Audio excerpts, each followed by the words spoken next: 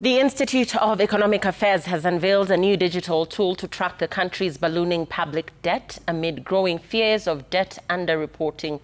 The Kenya debt counter goes live as the country's liabilities surpass 12 trillion shillings and concerns rise over how the government plans to rein them in. Here's Jasmine Wamboi with the details of that story. The Institute of Economic Affairs says Kenya's debt story is becoming harder to ignore and even harder to track accurately. And to close that information gap, the think tank has unveiled the Kenya Debt Counter, a real-time digital platform that visualizes the country's public debt and key fiscal indicators.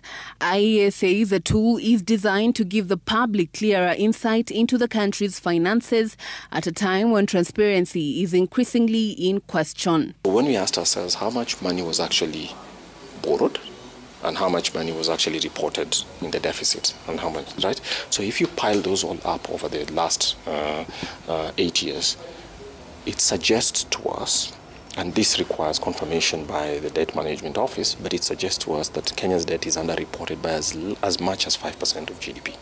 And the numbers are sobering. According to the platform, Kenya's total debt has surpassed 12 trillion shillings, split between 6.58 trillion in domestic borrowing and 5.5 trillion owed externally. So if you talk about the three big East African countries, that's Kenya, Uganda and Tanzania, Kenya has the most elevated debt levels, both in terms of total quantum and also as a share of GDP. So as a share of GDP, Kenya's debt is about slightly less than 70%, just a couple of points below 70% of GDP. Uganda's is, I think, at about, I need to check, but the last time I checked it was about 55 or thereabouts, 56, less than 60. And Tanzania's is actually at below 50.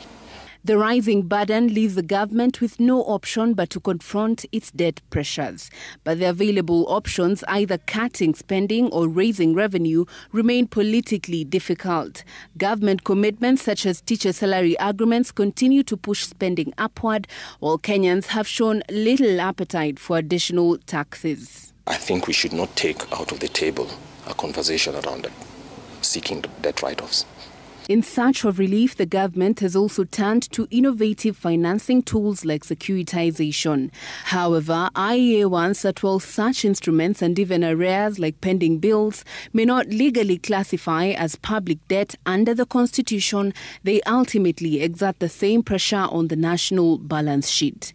The debt counter, the IEA says, is meant to sharpen public debate on the country's debt burden. Economic experts here in the country are of the opinion that it is time to mainstream the debt conversation given the huge economic impact it could have on the country in the coming years. Jasmine Wamboi, Citizen TV, Nairobi.